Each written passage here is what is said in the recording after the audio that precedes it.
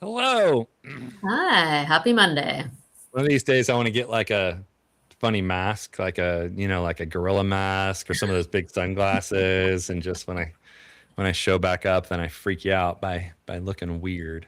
Yeah, no, that I would not want that. Be hilarious. What are you talking about? My day already Oh, starts with the teenager. I don't need more surprises in the morning. oh God, I'm sorry. Um, my teenagers are not teenagers anymore, so I'm through that part at least. You made it. We made it. Well, welcome to the show. And here you are. And it's been a bit since we've been live, but we're live now. And why don't you go ahead and introduce yourself to everyone who will be watching now and in the future? Great. Well, hi everyone. I'm Jaimi Cortes. I am the founder of Core Philanthropic Strategies. I am an independent philanthropic advisor, so I work with individuals and families to support their charitable giving strategies. So that can be, we create a values aligned strategy, we define your purpose and interest areas, look at budget allocations, engage your family from age 5 to 75 in family philanthropy, develops legacy gifts, and really support how to integrate your philanthropy with your financial and estate plans. So that's what I do. Amazing. Do you primarily work through advisors or directly with kind of individuals that approach you, or how do you tend to work with people? Mainly right now through advisors and through estate planning attorneys. Awesome. Excellent. Yeah. So, what do you want to talk about today? I have so many things I want to talk about. So you have to tell me how much time we have. Hey, I'll keep going forever and ever. We can stay on for an hour, 2 hours. We can just keep going. I Okay. think I have a call in 3 hours, so we got 3 hours. Okay. I don't So have you that go much as long time, as you but like. yes. When we were talking about having this conversation, I always want to talk about philanthropy. So I know we'll integrate that. And you have this background in, financial services. So I really, though, wanted to talk about the bigger picture of this and hear what you have to say of like really talking about wealth and abundance and enoughness. What does that mean? What does it look like? What is your interpretation, mine, and just have that conversation. And then really would love to also look at how do we make philanthropy part of the financial planning strategy at the upfront, because I've been doing this independently. I'm realizing how much it's a side conversation or an afterthought for tax purposes, which I understand, but how can we make this like a primary conversation with that? But also, anyways, just first talking about like defining wealth. What does that mean? What does it look like? I feel like there's so many conversations around that, but I'd love to hear what you have to say on that topic. Uh-oh. I think my socialist roots are going to start showing here any second now. I mean, my personal feeling about enoughness is that once you have enough, you should stop taking. And I have complicated feelings about philanthropy in general, Mm, because it feels like philanthropy is what happens when you've taken too much. And I look at that and I'm like, my my perfect scenario would be to never give any money to philanthropy because it means that I never took more than I needed out of the kind of resource pool of humankind. Right? I would rather let other people earn those things than take it for myself and then decide who gets the who gets the leftovers that I don't need. Um, However, finding that balance is impossible, right? It's mhm. like it's a little like when you try and think of like how much money do you need for your whole life? Well, you don't know when you're going to die. So how do you know how much you need? Right. And sometimes you end up collecting some of that money um, by accident. You don't mean to. It's just what happens, and it happens so fast you didn't have a time to pull back. Even if you shared my philosophy, which most people don't. Let's be real. That even myself, I might end up with more money than I need, just because of circumstances. In which point philanthropy becomes the release valve, in my opinion, for having taken too much. I took too much. Well, now let me release that pressure, right? So that I don't have too much, either now in my life or at the end of my life. Um, Can so I that's challenge you on that a little bit? absolutely 100%, as you should. And I'm not saying that's the way everyone should feel. It's just my general Yeah. philosophy. Well, I completely agree. Sometimes, I have worked with many people who are like software engineers, have been sitting at a computer and they're number 40 at a company and it goes IPO, right? So they Yeah. did not have expectation. I've worked with many people. I'm in the Bay Area who are like winery people, but like winemakers, hands in the dirt, doing all this. And then they decide to finally sell and retire. And it's made a lot of money. So I think there's, that side. But philanthropy to me is just not always about money, right? It's really about the 5 T's that we talk about: your ties, your testimony, your treasure. I'm always forgetting all of them. But really trying to democratize philanthropy, I think, is an important piece that a lot of philanthropic advisors want to do. Is like, if you value community or you value your neighbors or things like that, philanthropy is also mutual aid, right? It's also supporting your neighbors. It's also giving in giving circles, maybe in smaller pieces or things like that, because you want connection and relationship and community, but also supporting that. So yes, it's two sides. I understand what you're saying, but there's always the other side of philanthropy is not just money. Well, that's true. And I'm a big believer in that, looking around and seeing the Yeah. people who need help and just helping. Um, and it's funny because philanthropy has such a, it's such a $10 word, right? It's definitely, it's way more here just as a word than in your heart. Like giving is a much more evocative, emotional word. You know what I mean? Philanthropy is, something that, that it's more academic, right? As a word itself. The shorter the word is, the more kind of Anglo-Saxon it gets, and the more you're not allowed to say it in church, the more it kind of hits your lower chakras, kind of. You know what I mean? It just gets you that like, oh yeah, that's a philanthropy always kind of moves into my head a little bit. You're totally right. I think, been doing this for a while, and people there are many people who are like, I'm not a philanthropist, or I don't, don't call me that. That feels weird or bougie or something like that, Right. Yeah, exactly. But there's also the movement of those are like, people have been tithing for, hundreds of years, or doing, supporting their church. Like that is philanthropy. But yes, I get that's more A little different, yeah. something you just do. You just give to your neighbors, you give to your community. But Yeah, for for being sure. academic than philanthropy. Yeah. Well, sometimes you need to take it there, right? You need people to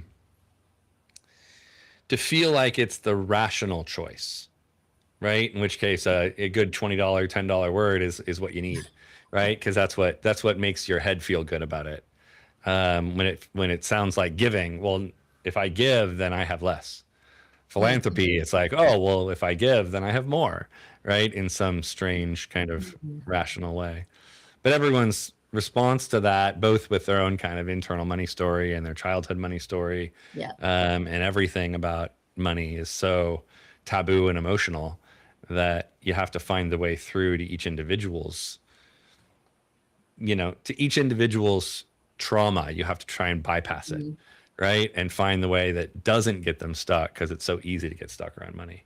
You're exactly right. That's part of the first conversations I have when I'm talking with someone that I might be working with is like, tell me about your background. What's your money story? How did you grow up? And, once you just ask a few questions, you kind of just hear people's story and how their parents grew up, their grandparents, all that. And that really frames who they are and how they give or how they think about giving or philanthropy, whichever term we want to use.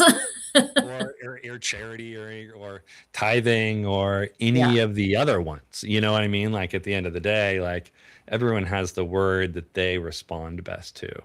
And it's so much about them and so little about us as advisors and helpers that you always got to speak to their language and not our language. So you feel like is there a term that you would say as an advisor is what you use? You No, usually be I talking? would, Oh, like, I'd be sitting with a client, if I want to start talking about the philanthropy angle and kind of the piece that isn't financial return for them, right? The money that isn't, that they don't think of as ultimately theirs or their families. Um, I'm looking for cues, and I'm almost waiting for them to talk about it first so I can hear what words they use, and then mm, I can mirror their words. Because if I can mirror their words, one, they feel smarter, and so they have less of that, like, going to the dentist or going to the principal's office feeling, you know, because if you go somewhere and everyone's using words you don't understand, and it just feels uncomfortable, right? But if they say a word and then I just mirror that word back to them and use that word for that thing, then I don't know. I think they feel better, if that makes sense. yeah. I'm curious from your perspective. What if they don't bring it up? This is like this is where I'm really trying to understand from, your perspective or professional advisor's perspective. So if they don't bring it up, how do you bring it up, or how? Um, so if I haven't gotten any clues, right, like they've just been kind of quiet, and it's something that we do need to bring up. I don't know how often that's happened because uh, mostly they will. Um, so if I want to be cute about it, I might say like, hey, so there's money you're going to need for your life, right? And that's all the money you're going to spend. And there's money that you want to go to your family or your kids or your heirs. Um, and then anything beyond that, you're either going to give away or you're going to pay in taxes. And Mhm. those are kind of your options for your money, right? You're going to spend it, someone's going to inherit it, you're going to pay in taxes, or you're just going to give it away to someone. So I might use give it away, or give is Mhm. probably, it's the shortest word, and it's probably the least um, emotionally blocking. Mhm. Um, and if I feel like they're resistant, I'll use more evocative language, right? I might say, you'll give it all away. And they're like, well, Yeah. if I feel like they're in the space and they're already interested, like I know they're part of like effective altruism or something, I'll Mhm. then use the words that I know correspond to what they've told me. So I might use philanthropy, if I feel like that's if I feel like they have a master's degree, I might use philanthropy, right? If I feel like that they're not into that, and they Yeah. kind of think that's a little too hoity-toity or whatever, then I'll use a different word. I'd love to hear sorry to go back on something you said, the effective altruism, because what are your thoughts on that? I feel like this is, I guess I have a bias on it. So So do I. Um, I feel like in effective altruism that the control that I think I know a lot of people who are super into effective altruism, who are oh, fantastic people really? and who are Oh, really, they're like super into it, and they are very generous, and they're super giving, and they are trying to make the world better. So like in no way am I trying to mm, bash anyone who's into that. But I think the general philosophy of wanting to control how the money is spent in a very detailed way, and trying to turn it into math as opposed and take the emotion out of it, kind of, which is an oversimplification, I think, of how a lot of people think about effective altruism. um, I find distasteful. I feel like it's a little arrogant, like I'll give you money but I know better how to spend it than you do, like yes. that kind of Yes. energy, which is not universal among that community by any means, but it is very pervasive in that community, that they feel like, well, I want to make sure that they spend it the way I would want them to spend it. And I'm like, well, they're the experts on how to spend money in their space, so why are you getting in their way? So I have complicated feelings about it, but I'm Yes. generally not attracted to that space. I have the same. I was wondering if I should look up the definition for people who are thinking, what is effective altruism? Are we just in our own jargon of what it is? And I was trying to, how do how do they define it in the sense? philosophical and social movement that uses evidence and reason to identify the most pressing problems in the world and find the most effective ways to solve them. Yeah. Well, when Which you sounds read it, great, it seems fine, right? Seems great, but like, I don't know. It feels a little colonialism to me. You know what I mean? Like it has that tinge that I find distasteful. And like I said, I know lots of people who are not like that. And that's not how they feel about it. And so like, it's not no way bashing people who are into effective altruism, but as a philosophy, it tends to leave me cold. Yeah. I think the angle of the earning to give part is odd to me. And well, that's the philosophy I mentioned earlier. Like, just stop taking, leave more for them, and then they'll figure out how to earn it and spend it. You don't need to tell them. You don't need to help them. Like, plenty of people could absolutely have more and have more for their communities and have more for the things that you're trying to make better if you just stop taking and got out of the way, right? Great. You've made $1 billion. Go home, right? Like, you should be done. That's it. Like, just get out. Stop, right? Just stop taking. yeah. How do you, from a financial services aspect, get people to think from an abundance mindset versus a scarcity mindset? I feel like it's hard in philanthropy in general as well. Like people think about, I don't have enough money to do anything for climate change, or, you know, there's 1.5 million nonprofits in the US. That's the number's probably low now that I'm saying. It's probably more, but I feel like it's really hard sometimes to work with people and share, just like we said, because of their money story or their wealth story, and thinking more from an abundance aspect. How do you do it from a financial services side?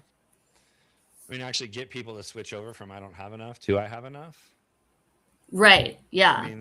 I mean, that's the whole industry has been grappling with that for, I don't know, since it began. That is the, you know, the George Kinder life planning. That is the financial planning process in general is designed to try and do that. First, to define what enough means for someone and actually quantify it is actually very challenging, because you start having to make assumptions and then they have to believe those assumptions. And when we were doing financial planning, when I was still working as a financial planner, we would use age 100 as our target. So we're saying we want to make sure you have enough money to age 100. And a lot of people use 90 or 95 or something, right? Everyone picks an age, right, that we want to target. And it was the not most difficult, when I say it was one of the most difficult conversations to have, and not emotionally difficult or even rationally difficult, but just, it's such nonsense because we don't know when someone's going to die. And if I say age 100, mostly they're like, well, I'm not going to live that long. Right. Yeah. Right. I mean, I look at that and I'm like, none of my grandparents hit 80. Right. The odds of me getting to 100 are like so infinitesimally small, you know what I mean, that life insurance companies don't like me. You know what I mean? So like, if you start looking at just the, you know, all the creepy actuarial numbers, you know what I mean? Like, planning for me to age 100 is silly, right? No actuary would ever put me at age 100. But we're not actually, as financial planners, going in there and looking at people's history, looking at people's family history, looking at people's gender, where they live, all that stuff that actuaries do in life insurance. We're not looking at that. We're not trying to actually gauge, well, you know, given how many cigarettes you used to smoke and the fact that you're a white man and you're 65, and yeah, the odds are you're at 78, right? We're not doing any of that, even though arguably that would make the process better. Right? Because we're actually then saying, well, here's the odds are this is when you die. And there are people making big Does anyone bets want to hear that? No.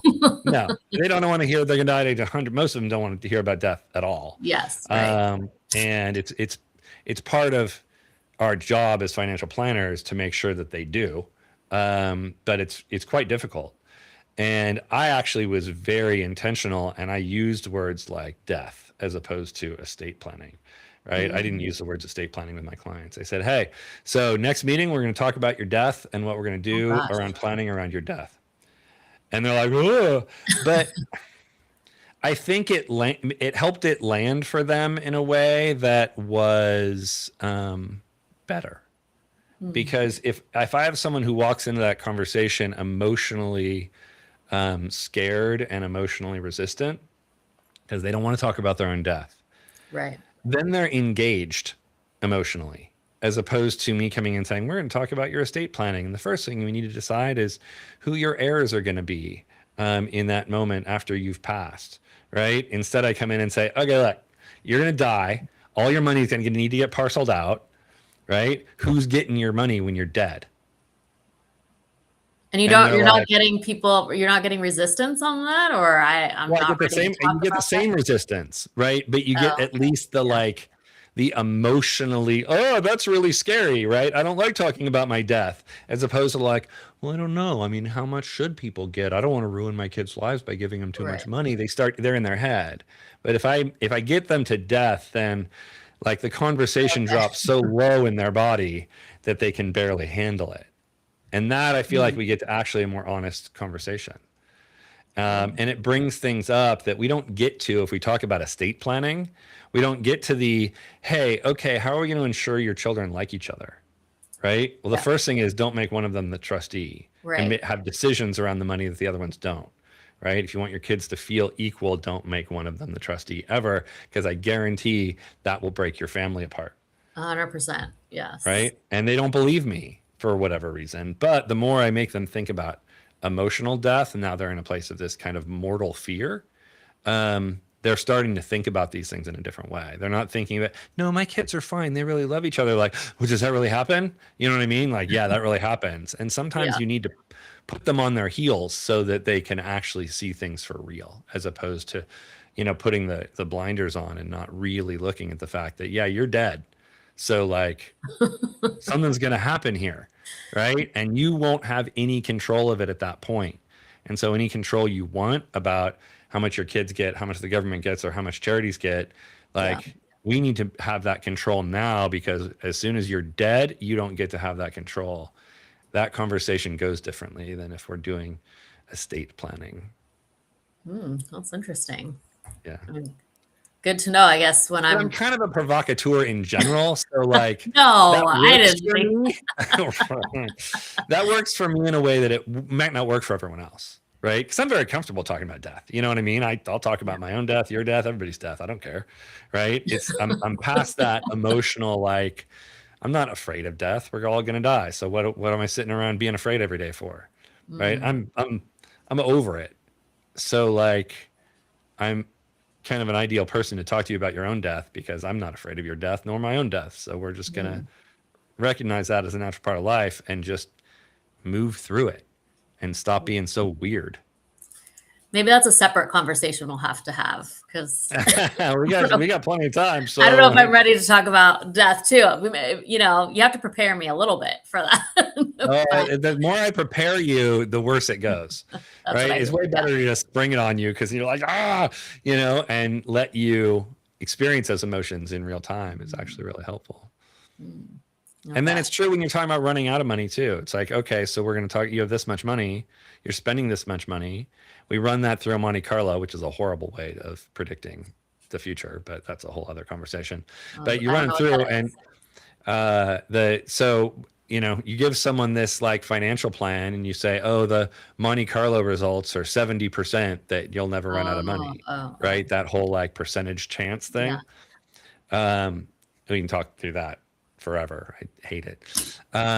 But it sets up fear there too, because they're like 30% chance I run out of money. It's like, yeah, let's talk about what happens if you were to run out of money, or what happens if things don't go well and we need to trim your lifestyle spending, or you give up on this idea of this thing you might want to do that that would cost more than you might have at that time. Because depending on a lot of circumstances that are totally out of control, you're going to have $5 million when you die, or you're going to have negative $2 million when you die Okay. if you don't adjust your spending. And that creates, again, that kind of interesting emotional conversation, because we can try and address the fears then, because we've named them as opposed to it being unnamed fears. Right. I guess what I'm curious about though is like those, I mean, what we're talking a little bit about is what I hear in the Bay Area, the everyday millionaires, but what Yeah, about those ultra, right? Ultra high net wealth individuals and enoughness? Like, how do we have those conversations and really get people to understand? Because they could make it to 500 years old with, for the amount of sure. money Yeah, that they've they gotten to have. that. So how do we engage that conversation earlier? And it's at the financial advisors, the wealth advisors, the first person that they're probably talking to, obviously, about that. Absolutely. Oh, 100% they are. At my old firm, we broke people down into 3 categories, and we Mm, called them builders, protectors, and change makers. And as opposed to breaking them down by kind of what assets they have, like a lot of people would say, oh, I have my under 1 million and my over 10 yeah. million. And there's a lot of high correlation to this based on, how we broke people down. But really where we broke people down was you could ask them one question. And the question is, do you have enough? It's simple. And you don't have to define what enough is. You don't have to tell them what it is. And they walk in and they have one of 3 answers. And the answer is no, I don't have enough. They know it's clear, Mm, right? I have lots of friends that I could ask that question like, no, not even close. What are you talking about? Right? Those were our builders, right? Those are the ones you're like, good. Well, just keep trucking is the answer. Like save more is the only answer you can give them, right? And you can talk about then how to save more, and that's where you can provide your value. And then you get people who come in and they go, I don't know. And that's your typical everyday millionaire, typical right. pre-retiree. They're like, I think I might, maybe. Do I? Like, that's why I'm Yeah. here, is you got to tell me. And I would say 80% of financial planning is that, right? Are Yeah. the people who come in saying, I don't know if I have enough. If I do, let me know because I'm done, right? And if I don't, Right. let me Yes. know how much more I have to like grit my teeth and bear it until I can be done. And that's where all the e-monies and all the financial planning like tools and all that other stuff comes into place, Mhm. right? Because you don't need to run an e-money financial plan for someone who's 50 with $100,000 in savings. What are you going to tell them, right? Well, save 5,000 a month, I guess, and then maybe. And they're like, "What are you talking about?" So you just have to say, "We got to maximize your savings. We got to increase your earnings. We got to cut down your lifestyle a little bit. We got to really, you know, toughen up." Yeah. The people who don't know, you can give them that answer pretty well, right? The tools we have are pretty good. And then we had what we call our change makers, and those are the people you say, "Do you have enough?" And they're like, "Oh yeah, I got plenty." Right? They know walking in, they Mm, have plenty of money. They don't know how much plenty is, but they know they're long past that point, right? And those are the people that you're talking about. And so the first answer is, well, then you got to do the math for them, right? So yeah. like, well, how much is enough? And you're like, well, what's actually important to you for your lifestyle and what's not important to you for lifestyle? And I would say that's the hardest question for anyone, Right. because the things they need and the things they want start to merge in their mind, right? Where Yeah.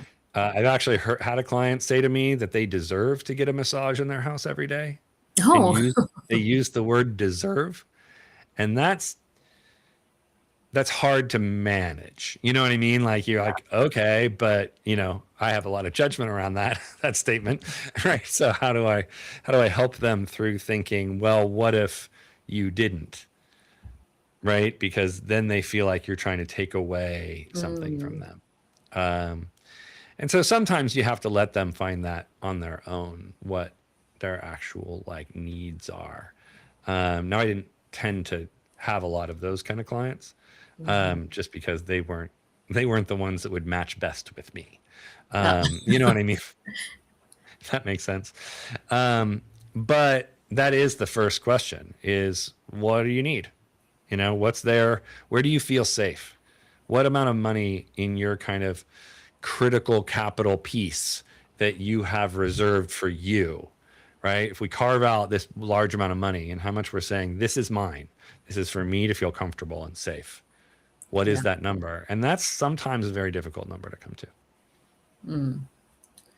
So when you're having those difficult conversations, though, how do you integrate philanthropy in that? This is where I feel like, you're doing all this financial planning on their everyday lives, right? But we also want to think about philanthropy as part, or I hope that people think about philanthropy as part, or giving, charitable giving, whichever word we want to use, as an everyday thing as well, not just a side conversation. How do Yeah. you have that? Especially with the people who are very interested in that, and that's part of why they're coming to you, right? And at Yeah. my firm, that a lot of the people who came to us for that.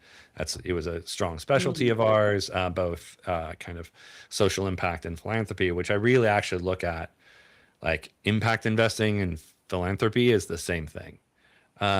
And I can explain that in a minute. But once we get to that place of like defining what's reserved for them and what's sufficient for them, their kind of definition of enoughness, right? What is enough? Then we get to that number. It's like, okay, well, you need 10 million for you, right? And some people would say, oh my God, I can't believe somebody needs 10 million just for them. And other people are like, you could get by in 10 million, right? But that's not for, as much as I might judge it, it's not for me to judge. Right. You know what I Right. mean? That's for Yeah. everyone to decide. And when I say like, take what you need and then stop taking, right? That general philosophy, I'm not defining some number of the amount that they Right. need, right? I'm fine with them defining, and that could be a big, giant number if that's what they actually need for themselves. At some point, it gets big enough that I'm like, yeah, bullshit, right? But like, that's just, I call shenanigans sometimes. But again, that's my bias and my judgment. And I totally understand where it's my bias and my judgment. I'm self-aware to know enough when it's me and when it's rational, right? Mostly it's just me and not rational. But so once we've defined that number, then it's very easy to say, okay, that's for you and that's not for you. So then let's start looking at what not for you means, right? Does it mean, oh, the way I want to help others is making sure my family is safe in their lifetime. So I want to give them some of that money right now, today. Or not. I don't want to do that with my kids and my family because I want them to be self-starters, and I want to give them a little, just enough to like, to give them universal basic income, kind of, you know what I mean? But not enough that they have everything they want. I want to give them enough that they can survive without, if they want to go be an artist, great, go be an artist, and you're going to live like an artist. But enough that you can eat and have a roof over your head the rest of your life. But not enough that you're going to go, jet to Paris every week, right? And be that kind of artist. So like, if you want to be that kind of artist, go sell some paintings or whatever. Some people, that's their thing. They want to make sure their family's taken care of first. Other people are like, no, I don't want that. And then they get into that, okay, well, I'm safe. My family's safe. My dogs are safe. Right. The local swans are safe. I'm done with my kind of the feeling of direct giving. And it starts to, as we move outside of these circles of care, right? Because first it's you and maybe you and your spouse, depending on how you feel about your spouse. Some people it's them, then their spouse. Some people it's them and their spouse. And then it's their kids, and then it's their cousins, and then it's their gardener, and then it's the dogs. And they start then getting less and less personal as they start expanding those circles.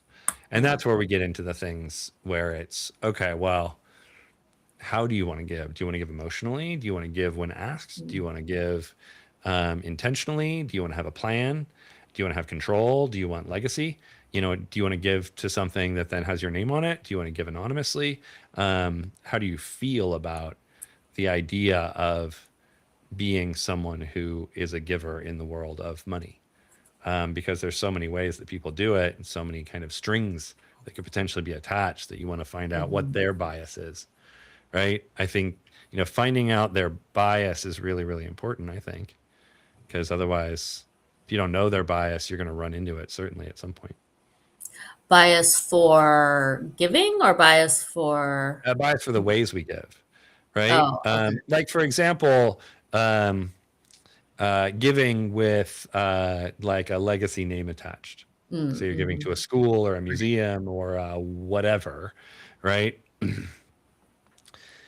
Some people would want to stick their name on the building, right? David Booth gave $300 million to the, University of Chicago or whatever, and it's now Right. the Booth School, Right. right? He wanted his name on it, and that's fine. I'm not saying that's bad at all, right? Some people, that kind of legacy is very important. If I told my wife that we were going to give a bunch of money to some place and we were going to put our name on it, she might just punch me in the face, right? She's like, no, we're not putting our name on any of that shit. I don't want any of that. Like, I don't want people to know anything about the money we're giving. Like, that's just a non-starter. Yeah. And so finding out like where people have those feelings about giving. And I think our, kind of earlier conversation about effective altruism, like feeling into like how much control do you want to have?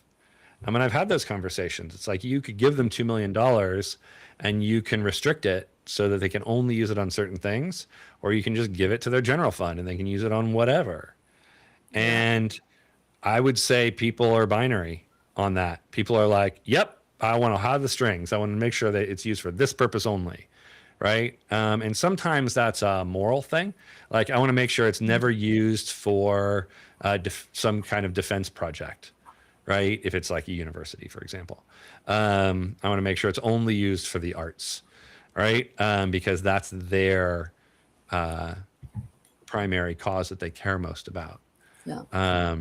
And other people are like, I don't care, right? Just give them the money. They know more about this than I do. I don't want to kind of control things from beyond the grave. That's not my vibe. I rarely have to have a long conversation about it. Yeah. It's interesting because I don't even get to those questions probably till way later, about how they want to give, the way they want to give, like that. It's the control aspect. It's it's probably like a third conversation down the road. Yeah. I mean, I might have it right. I mean, that might be early on. Once, I mean, someone walks in the door, if they have enough, right? If they're going to be interested in philanthropy, it doesn't take very long to understand. I might start asking that question right away, but like buried in other questions, right? It's not like, now we're going to talk about philanthropy. Let me ask you these 10 questions. I might ask them along the way, just interest in legacy, right? Like, what do you care about legacy? Do you care about the name? Why do you care about it? Right. I had a client that were very, very concerned about legacy, but in a very, very specific way. They were very interested in the father who died was well known in a certain area, and they wanted his name to live on through a school, right? That they wanted to start. And that's it. That's the only area of legacy that they cared about, is that this person's knowledge and expertise and community were able to kind of live on and help others who were in that space. And so their legacy was very narrow in terms of that thinking. And once we identified it, it made the whole family get much closer, and all the money conversations get much easier, because we understood one of their core values was that name living on in a specific way. And once we knew that, it made everything smoother, because then we understood it. We understood that it is one of their core values. And sometimes we get into philanthropy and we get into preference, and sometimes we get into philanthropy and we get into core value. And preferences can be changed, but core values aren't. Right. And if you bump up against those, you're going to have a violent reaction. Right. That's why core values is the first thing we talk about all the time. Yeah. What needs to be true for you to be happy?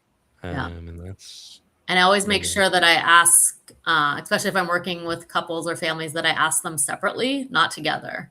Oh, yeah. Because it's very revealing to hear what each person's core values are, and how then we can come together, where we can already see where there might be some challenges. Yeah. We do a lot of that with big families, both on the values question, but also on risk tolerance, which is just another kind of core value. We had one big family with like 10 family members who are all co-investing. We just gave them all a simple risk tolerance questionnaire of, like a Riskalyze back in the day, or nitrogen, or whatever they call it now. And we would do that, and we would start plotting them along this spectrum of risk. And we did that with this family, and we're like, oh, we understand every conflict they've had in the last 3 years. Right. It became obvious. And we had an interesting we had an interesting kind of philanthropy game, like a values game that we did with people.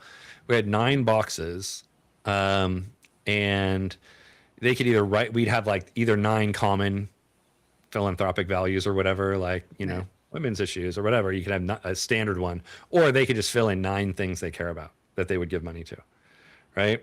And But then those we are actually issue areas, not the values, though, right? You're talking about. those were issue areas, right? Because if you can identify the issue areas, the values, you kind of drop down into pretty quickly, because you just ask why you care about that, then you end up at the core value.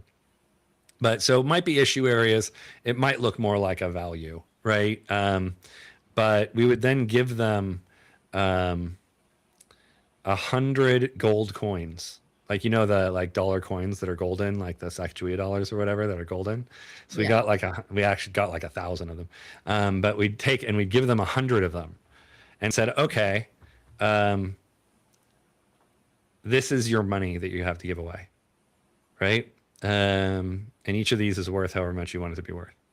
So stack them up on each box. And they're like, okay, that's easy. And they start stacking.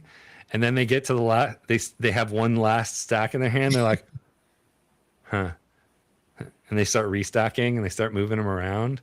And some Right. people start with like an equal number on all 9. And then I don't say, they finish and they look at me like, okay, I'm done. And I'm just like, and I just sit there and look at them. You start moving it around a little bit more, and then they'll get to like 3 or 4, and some are higher than others. And then I'll start poking, right? So, okay, it looks like this one you want to give more to than that one. So what's that about? Mhm. Oh, well, I feel like that. Actually, and then they start moving around a little bit more, and it becomes, because there's a trade-off, because you just ask people what they care about, they'll give you a laundry list. Right. Right? Yes. It's Yeah. once you get into the trade-off theory where it's like, oh, if I give money to them, then they get less. Then you really decide what you care about. And it's because it was with actual coins that looked golden, physically, viscerally, they felt Yeah. it pretty strongly. It's hard Right. to do now because like we're all so virtual, and half our clients we're not meeting with in person anymore. But it was a very powerful game. Yeah. That's really interesting. I think about you.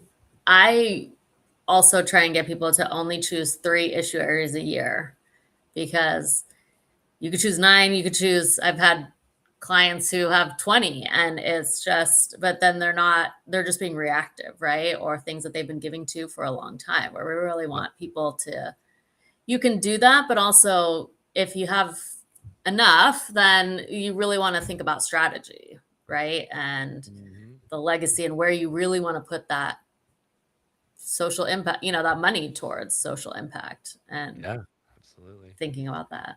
Yeah, it is very important. One thing I actually figured out along the way is it's really, really important that you carve out a certain amount of their charity money for reactivity.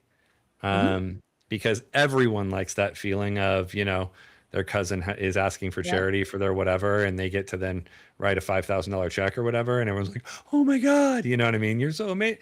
Like that feeling of direct Yeah. giving in that way to someone that you know and has asked you is very important for a lot of people. Not everyone. Some people are like, I never want to do that. I'm very strict about my, you're like, okay, fine, do whatever you want. But I think it really helps if you say, look, we're going to take this 50 grand, and we're going to give that to you. Just, you know, give it away until it's gone, and then we can fund more.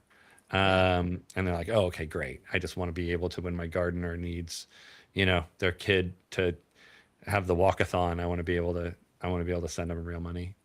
Yeah, I usually talk about that portfolio, looking at it, your philanthropy as a portfolio too. Like, your strategic giving, your discretionary, opportunistic giving, like you said, friends and family.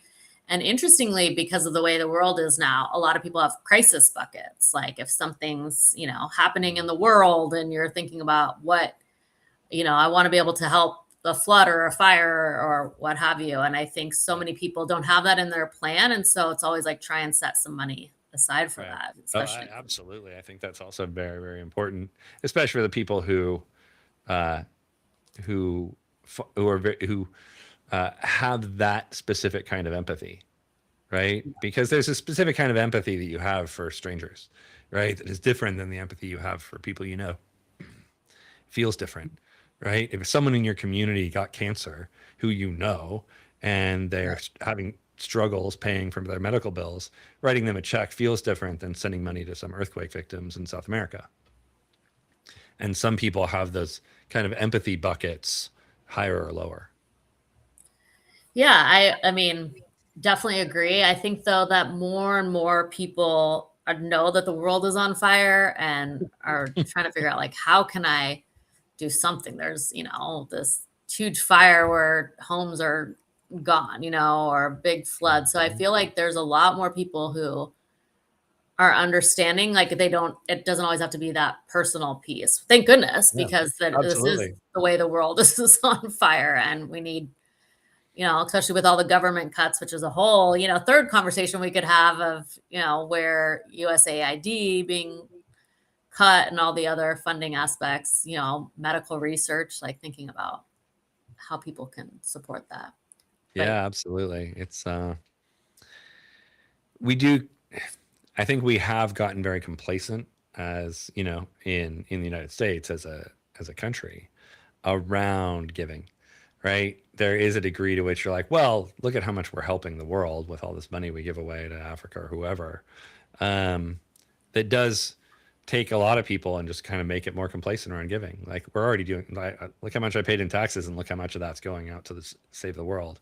And then you see that starting to get carved away. And it does feel that like, oh, now we're not giving as much. We need to step up as a people, where we didn't necessarily always feel that before, for the people who are kind of on autopilot.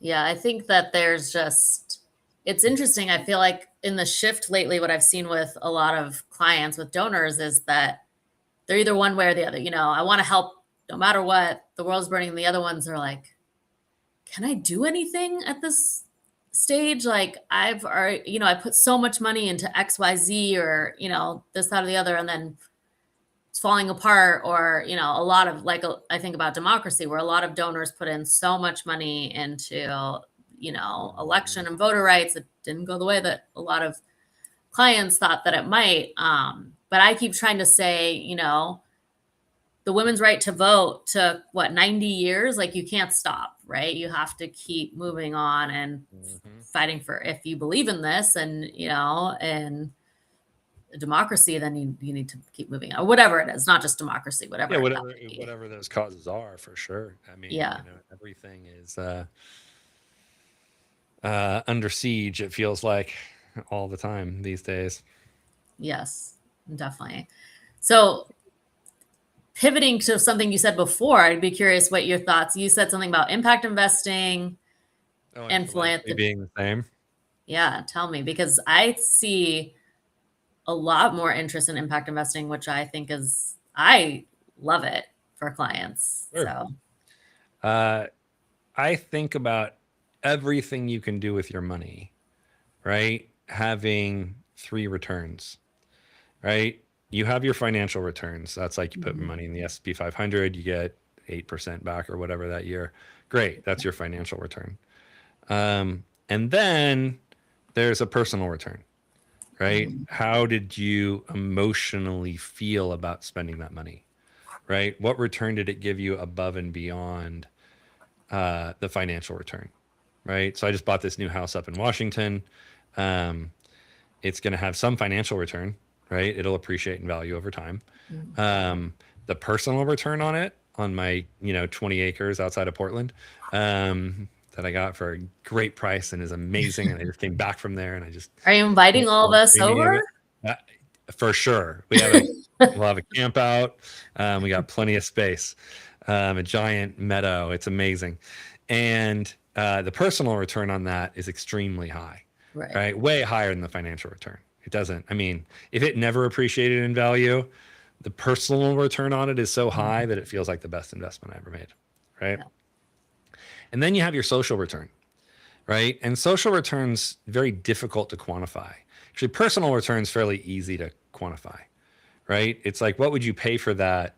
What would I have paid for that house, knowing I get to live in it and it's never going to appreciate in value? I can figure out a way to quantify that for myself, right? Because I could say, well, versus would I rather do that? Would I rather buy a cool townhouse in the city that I know is going to appreciate twice as much, right? I can kind of quantify what that personal return is because it's what I'm giving up. Social return is an even harder one because it's a more theoretical trade-off, right? And so the way I help clients quantify a social return is I would ask you, okay, there are two investments you can make. One will give you a 5% return and the other will get you a 10% return. So from a financial return perspective, obviously one is better than the other. Right. Right? We can do the math. One's double, 5%. We can quantify it completely. There's no personal return on it. We're assuming that the money goes and then you feel just as good about both of those investments, right? Personally, it doesn't get you anything. It doesn't get you backstage passes to some show. It doesn't get you in notoriety. It doesn't give you legacy. It doesn't get you anything other than that's the investment you made. But one of those investments, the 5% investment, is a social investment. Mm-hmm. It has part of their mission is to help do something that you care about. In this case, let's use an easy one, which would be planting trees, reforestation, right? And so I'd say, okay, are you willing to invest in a 5% investment versus a 10% investment if it planted 1 acre of trees in the Brazilian rainforest? Would you? Yes. Give up 10%. You get 5% instead, and it plants 1 acre of trees forever. That's it. Not 1 acre a year, just 1 acre of trees. Would you give up 5% forever, or is that too high? Forever? It's a 5% investment. You're investing in it. It's like 5%. But it's a one time. Yes. Yeah. No. It's this investment. You're investing in it instead of the S&P 500. You're investing in the tree 500, and that gives you a 5% return instead of 10 every year, and you get 1 acre planted total. Would you do that? It depends on if I have enough. Well, I mean, there's other places you could invest your money that have a different kind of social return. Most people for 1 acre would be, I would say no for 1 acre. That's just 1 acre, right? And then I'd start testing. So if you were a no on 1 acre, you're like, 1 acre is not good enough. I want a different investment. Yeah. Then I'd say, well, what about 10 acres? What about 10 acres a year? What about 1 million trees? If you knew that taking a financial hit of 5% return a year could plant 1 million trees per year, is that enough? If we can get you honest about it, we'd find out how much planting 1 tree is worth to you. Well, but you were saying that it's sort of the same as philanthropy, though. Well, right. So if you think about a social investment, we have a 10% return versus a 5% return. Right. Plus, we would calculate how many trees it would take to equal, in your mind, a 10% return. Does that make sense? Yeah. So in this case, 5% financial return plus 1 million trees is the same as a 10% return. That you're willing to look at those two now as equivalent. So we know that 1 million trees is worth 5%. And now we know what 1 tree is worth. Okay. So now if I know that 1 million trees is worth 5%, so a 5% plus 1 million trees is the same as 10%. Well, now I also know that 1 million trees is worth the same as a 5% return. So I can calculate the present value of a 5% return over whatever your investment period is, and that's equal to 1 million trees. So philanthropy is just social impact without a financial return. It's pure social return. Okay. I see it from definitely a financial advisor, financial services aspect. I guess I think that, this is probably the philanthropist in me or the charitable giver in me, where I think that there's so much more to it than a number, right? But obviously I'm not a financial advisor, where I think that, you're helping, not using the trees, but I think a lot about like economic mobility and capital that others can't access, right? That they can through impact investing. And you think like, you are doing double good. You're able to use your money. Like, let's say it's sitting in a donor advised fund, and instead of putting it in, all of it in the investment pool, you can think about helping others who don't have access to capital, right? And getting that return and all the other pieces, and thinking about the aspect that, you're kind of getting both. But You're getting both, but it depends on the amount of difference in what you're helping. So if I said to you, you can give $1 million and that will help 10 women in India start a business and be successful. Or you can invest, oh, hello puppy, come visit. Or you can invest $1 million, right? That you'll get a return back on, that you'll help one person in India have a better life. And if you then reuse that money over the investment period that we're talking about, you could help 5 people. So would you rather help 10 people by giving $1 million or 5 people by investing $1 million? That's the kind of trade-offs we're talking about, and why social impact and philanthropy are basically the same. It's just in philanthropy, you're accepting a negative 100% return. But aren't you also seeing the aspect of like if you're already doing this, you already are interested in social impact, right? You're already interested in philanthropy, so to speak, if you're thinking about this, right? So you're also thinking about access, right? So even just beyond the number, like you're providing something that many people can't access, different capital versions, a loan, a free or low cost loan. So I feel like numbers wise, okay, I get it, but also on all the other benefits that you get thinking about impact investing. I mean, how many women-led funds, they can do through impact investing than you can in other aspects, because they don't have the same access, right? So that just adds to the social return. So the more all you add up all those benefits to yourself, and each person values each one differently, right? So you just add it all up. And if you add up a social investment versus a philanthropy investment, right? Or you're just investing with no expectation of return, right? And on one, you have an expectation of return, the other one you don't. You add up the whole thing.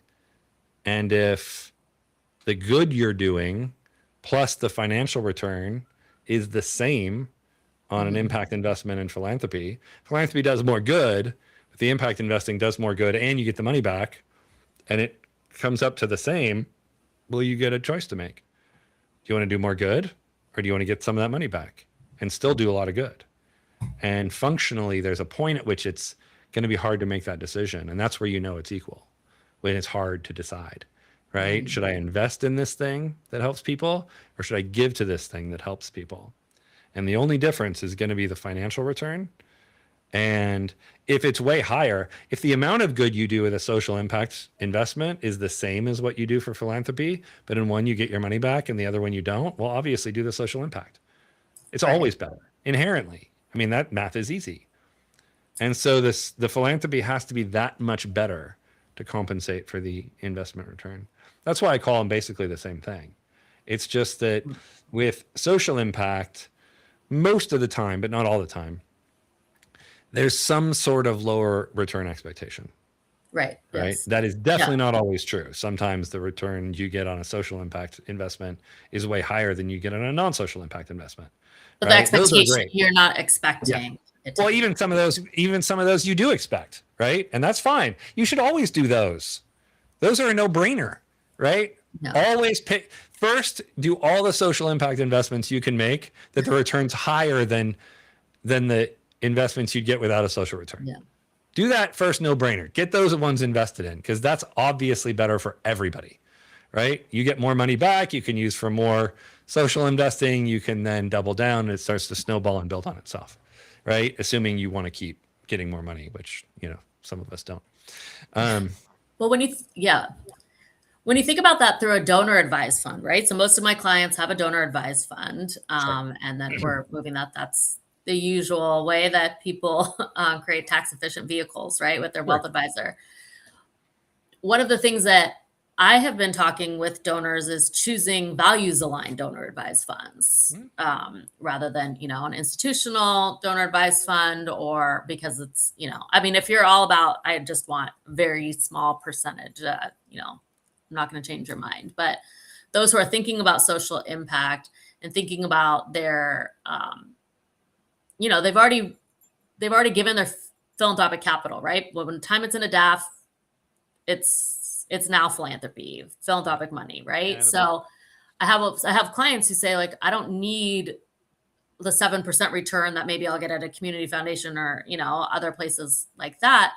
I also want to go to a values aligned DAF where my investments are doing good and sitting there, and beyond just even the impact investing, but creating double good while sitting in a donor advised fund using Yeah, for sure. I'm a liquid. big fan of that.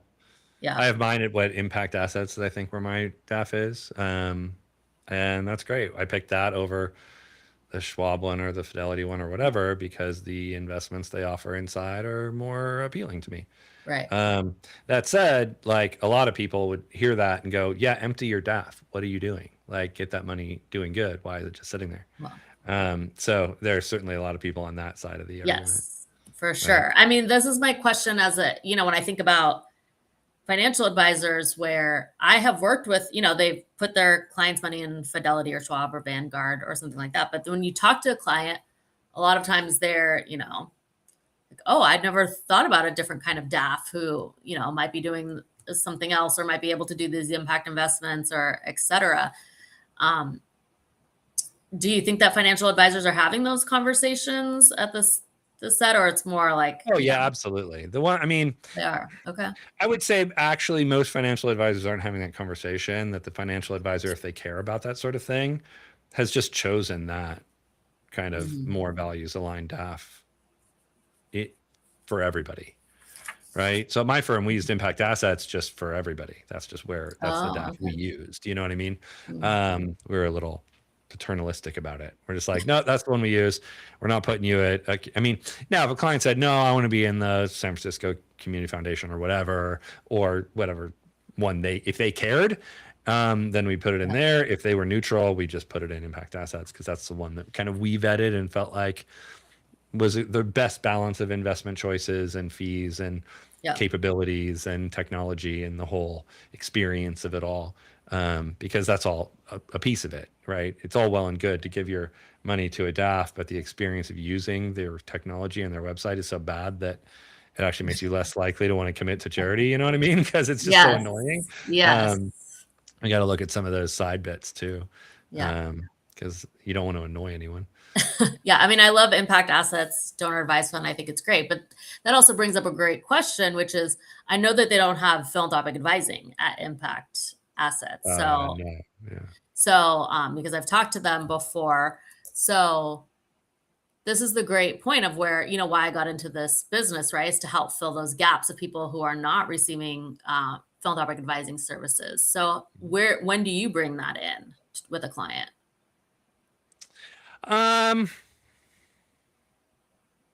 When it's interesting because I would say at least half the clients that I had, I wouldn't even talk about it at all, right? Because it just wasn't where their interests lie. So I might have a client who's like, yeah, no, I definitely have more than I need and I want my family to have it. And for the amount we're putting into charity, I want it to go into kind of a foundation where they have to come together and make common decisions on where that money is going to go. Because my goal is that they have something once I'm gone, that my kids have something to do together, that they have to continue to come together to give this money away. And so what was more important to them was that their kids had a framework in which to make decisions about where the money was given and less about where the money went. So they didn't want to control where the money went. They wanted to control the decision-making process around how that money went and made sure their kids both needed to agree on everything. And I'm like, oh yeah, that's dangerous, right? Because Okay, I've that's seen a lot of disasters that way by people making that 100% assumption that their kids are going to, to do that. especially a Um, foundation where there's so many, compliance and legal aspects to right. it. Or it's they set up the DAF so that it's Right. like that. You know what I Yes. mean? Yeah, They that's what I have usually the tell people to co-trustees or do. whatever. Yeah. But that just depends. I mean, most of those conversations are more about tax than about desire. You know what I mean? Unless they want to give to people. Some people that I would talk to had much more interest in giving directly than giving through charities. In which case a DAF is a disaster, right? Because a Mm. DAF can only be then given to charities. It can't just be given. Can't create a scholarship out of your DAF. You know what I mean? But you can out of your foundation. And so there's more restrictions, but there's also more flexibility at the same time. And so there were people I knew that were a little more. They wanted the ability to say, "Oh no, I want to create the blanky blank, you know, scholarship fund. I want to be able to actually do direct action and spend money on things that help people, as opposed to just giving to charities that then spend money on things to help people." In which case, we had to move away from DAFs and into foundations. Right. Well, you can do scholarships with a lot of community foundations. People want to do that too. Sure, yeah. Community Yeah. foundations are Yeah. feel like a bit of a middle road between like your traditional DAF, like impact Yeah. assets or whatever, and Right. an actual foundation. Just coming from a community foundation, for the past, I don't even know, 10 years, two of them. It's just that's, Yeah, people want to do scholarships, and yeah. that's also a great thing. Curious, you said that, thinking about the family and the, generation one, thinking about, oh, I want my kids to be able to do this, that, or the other. I want to control how that is. You've been successful around that, because most of the time I have to jerry rig. Is that the right word? Yeah. How that works, or what that looks like, because expectations versus reality. I'll let you know in 20 years once it all kind of comes into effect. You know what I mean? Because it's stuff you're setting up for a far future, right? For the most part. Oh, they're not doing it now. Yeah. Or they're setting it up now, but it doesn't go into the kids' control until some future date. Okay. Right. It's like a trust. You know what I mean? It's like, yeah, it's there for them, Yeah. but they Yeah. don't get it yet. And I'm letting them control it later. Some want to do it now, like, hey, we're going to come together as a family, and then they're still there helping make the decisions.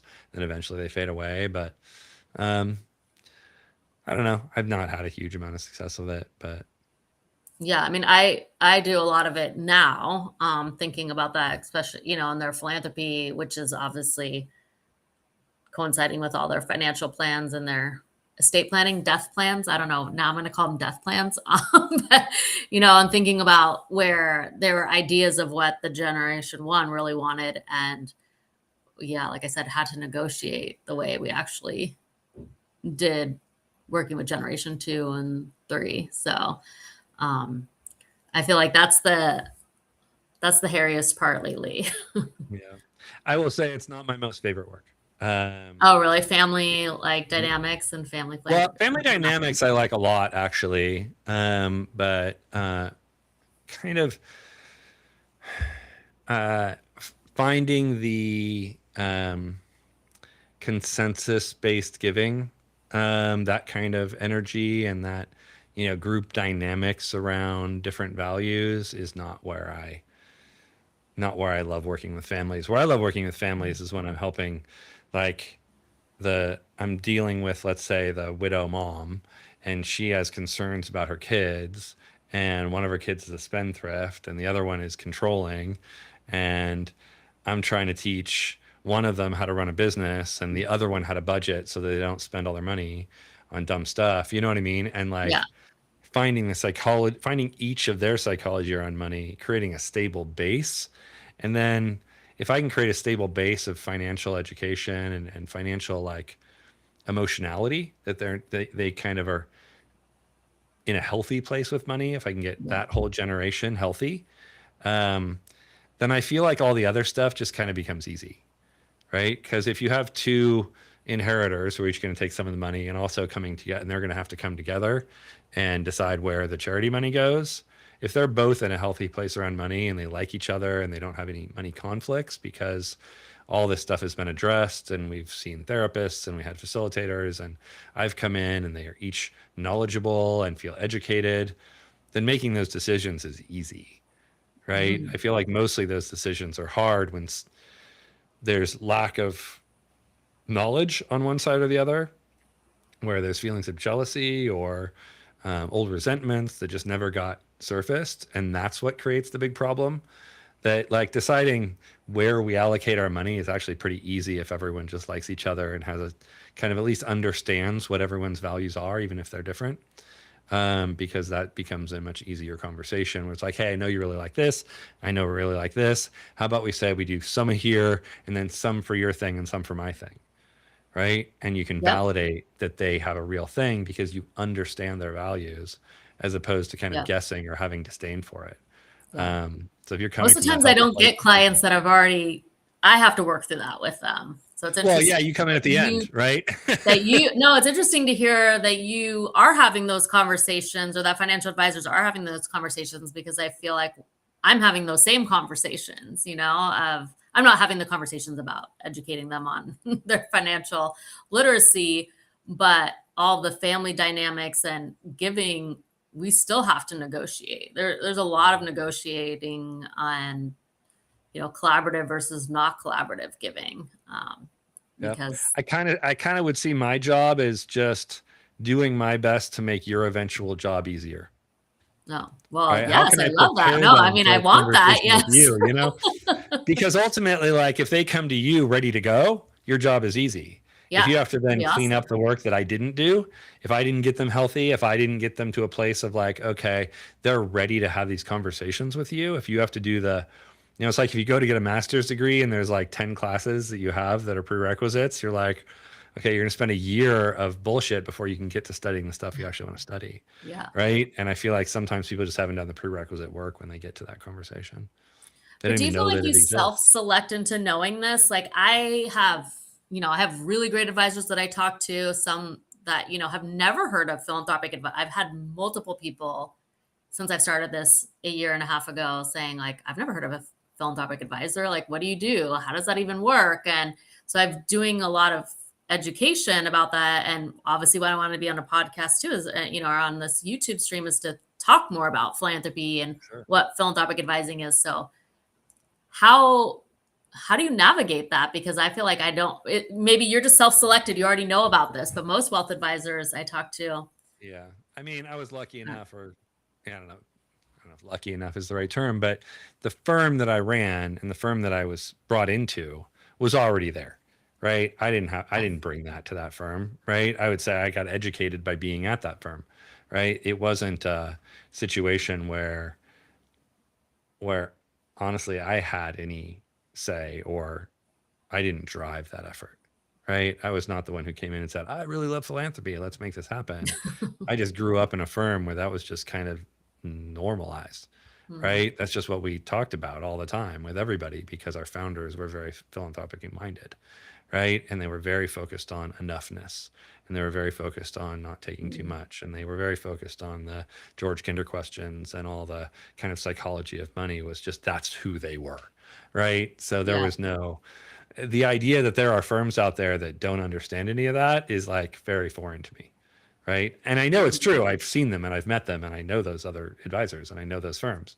Right. I consult with some of them, but they just don't, it's just not part of the thing. Right. They just don't, I don't know. I guess if they're interested in charity, then they'll give money to charity, whatever. You know what I mean? Like, we don't need to help make them better. Let's give the United Way or something. Who cares? Right. Like, those firms are there and I've talked to those advisors. So it's not that I don't believe it exists. I just can't wrap my head around it. Right. mm, Like, how do you not see that as one of the key important pieces of money as you think about your whole financial plan? right, Like, I would say that, I mean, especially estate planners are even worse, quite honestly, because at least like the financial planners are sitting here thinking about even the ones who aren't in this world are still thinking about the emotional aspects of money because you run into it day one. You can't, yeah, every financial planner I know understands that there's a behavioral and emotional aspect of money. There's no one's confused about that, right, right? The estate planners, I think, are a little confused about that. They don't actually think that's true, right? Like a lot of them. A Mhm. lot of them, if you just went to them, they'll just say, "Okay, cool. Well, so we're just sending all the money to the kids. Do you want it to go equally, or do you want the kids to get it done equally?" That's their only question. They're not actually looking at the idea that someone might want to give to charity as kind of a normalized thing. And when someone says, they might bring it up like, "Is there some sort of charity grant you want to make?" You know, in your plan, Yeah. and that's it. You don't get any more than that, which I is mean, I've been very lucky talking to estate. I mean, of course, there's cajillion official term there, cajillion estate planners. But the ones that I've talked to really get it when I talk about that. They're like, oh, yeah, I have clients all the time, especially the taxable estates that want to give to philanthropy. And they're like, this is great because I don't want it. That is not what I do. I don't want to do it. And they're not as they're not gatekeeping as much because they are just like, I'm not doing it. This is not what I do. You do it. So I've had really good conversations with estate planners when they realize that, because they want their clients to have a charitable beneficiary that's like vetted, right, and that is understood, and that they can set up endowments or legacy gifts like we've talked about. But yeah, the financial I'm not advisors is surprised that that's true when they're talking to you, right? Because that's your title, right? They know what they're getting into. But if they're talking to a random financial advisor, I don't think they're having right. the same conversation. Yeah. You know, there's a And why do you broad think that assumption. financial advisors are not, this broader, maybe you said it and I missed it, but of thinking about philanthropy as part of their whole plan? Interestingly, like if you really look at the population of financial advisors out there, maybe 20% of them really even have the opportunity to have this conversation. Mm, Because most financial advisors don't work with people of immense wealth, right? If you look at the broad average of financial advisors out there, they're mm, working with people in that kind of $1 to $5 million in assets. And those are not portfolios that are going to give a bunch of money to philanthropy, right? yeah. They're just not going to give that much. I mean, there's probably some and they want to give some money, and if there's excess, they might put it out there, but their estate plan probably looks like, okay, I want to get if my I want to give 2.5 million to each of my two kids. If I have more than 5 million in the portfolio, then I want to give 10% to charity of the excess.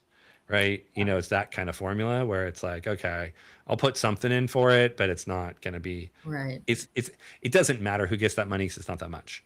You know what I mean? They're not thinking about it from this place of like, oh, I got to find a place for this money, because most advisors aren't dealing with anyone over $5 million. Right. I don't know what the numbers are, but maybe it's Oh, 80%. Or if they do, it's like they have 2 or 3 clients. And so it's not something they get an expertise in, if that makes sense. They're not like, it's not there. You know what I mean? Like they have to bring in people like you because they'll never have the opportunity, because they'll have yeah. 1 or 2 clients in their whole firm's history that have more than 5 million. And Mm, they got lucky because that person just likes them and wants to stay, yeah. as opposed to then leaving once they get too big. I don't know. I mean, I'm in the Bay, so maybe it's different here, but like most of It I mean, is. not most, but a lot of financial advisors, wealth advisors I talk to have clients with very significant assets, right? Who Well, of are course, doing they're the that. ones that you talk to are like that, because otherwise, why would they be talking to you? If all of their Well, clients had a true, million I dollars, guess, you're but never going to meet them, because they're like, oh, if I want philanthropic advisor, well, that's interesting. You know what I mean? Like, yeah, I guess that's true.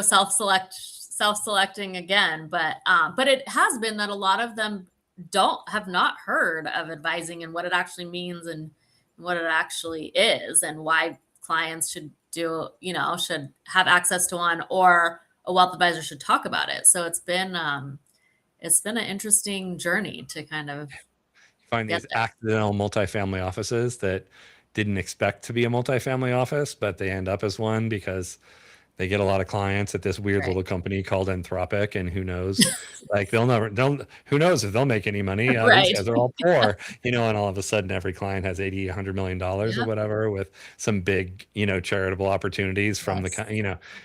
those things happen randomly. And obviously in the Bay or up in Dude, Seattle or some other definitely in place, the Bay.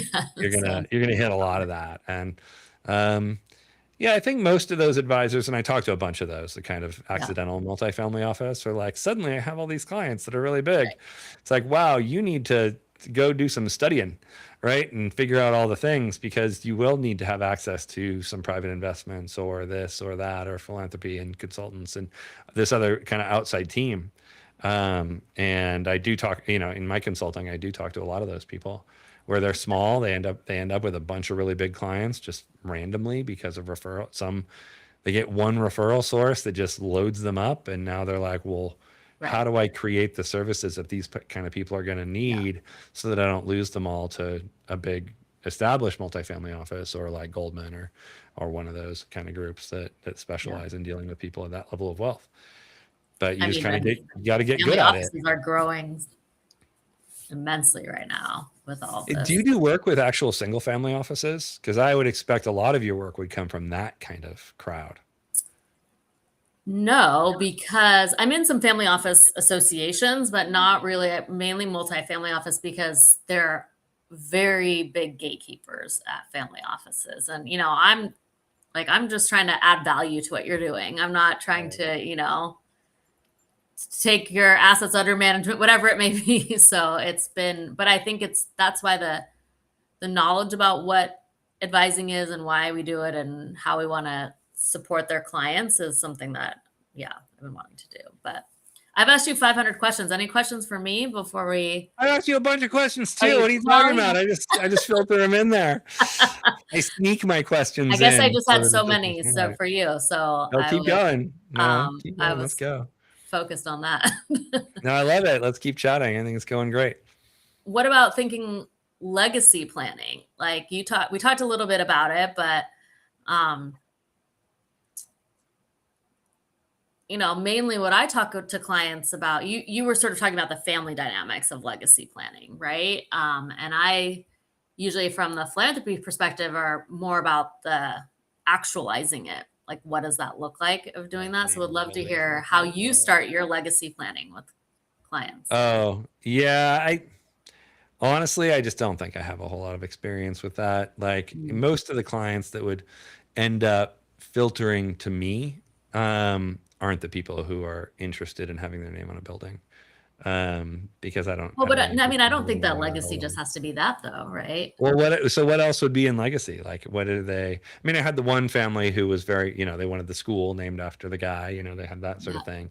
But like, when you say legacy, are you more referring to like organizations that live on, or what aspect of legacy do you see being challenging?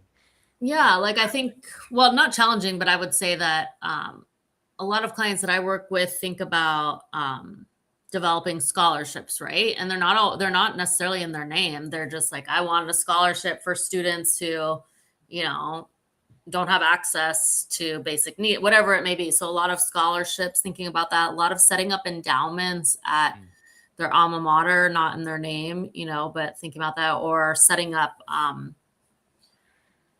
well, not necessarily research grants, but chairs, right? Like research chairs for people who have like helped their family members, and not always in their name, but creating a legacy for their family or for thinking about something, it's obviously mainly personal, but of that. So those are the Yeah, things some I work that that's where we would tend to outsource actually, because we're never going to be the experts in negotiating out gifts with kind of a planned giving group or whatever, whether it's the university where a lot of this happens, Yeah. or some other thing like that. Um, we would bring in lawyers who specialized in it or philanthropic advisors who specialize in that. I never really had anyone of my own clients who were doing that sort of thing. Any of the clients I had that were focused on legacy were focused on things they were doing and wanting those things to continue and having Mm. succession, as opposed to, kind of philanthropic legacy. Yeah. But I did have partners who had people who wanted that. And yeah, we would just outsource it and bring someone in who was an Right. expert, especially an expert in like, oh, they're giving to this college. Let's find the attorney who really knows how to manage that planned giving group, that department or whatever.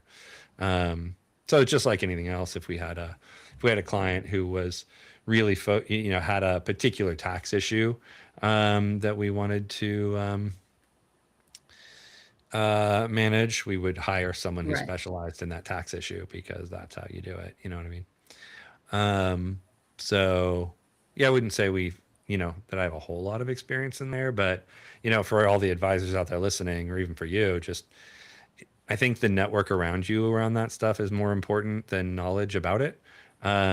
Knowing where your knowledge ends and where someone else's knowledge starts is, I think, one of the best skills a financial advisor can gain, and not try and just reinvent the wheel, but bring people into to that relationship that know what they're doing. Because that is a very specialized skill. Yeah. Negotiating with a planned giving group at UCLA or whatever is not something you want to learn on the fly, right? That's Well, and I will say to anyone who's listening, make sure you check those their overhead fees. Not their overhead fees. Their oh my gosh. I'm just blanking on the amount. It's not their overhead, but I guess it is their over how much they charge yeah, yeah. you hmm to How much goes implement to it. overhead? Yeah, like I don't, I don't think about nonprofits and their overhead. It should only be 10%, 50%, not that. But it's like there is, if you're setting up endowments like that, there are some universities and hospital that take significant amount of fees every Yep. year from that. Management And fees it's and not everything. necessarily anyone would know to ask that. So Yeah, that's where finding the experts is the key, because they know what's in there. You know what I mean? Just like yeah, anything else, yeah, you want someone who knows the ins and outs and is the expert. I think finding the expertise, and I don't think any financial advisor is ever going to become a true, real expert in philanthropy and plan giving.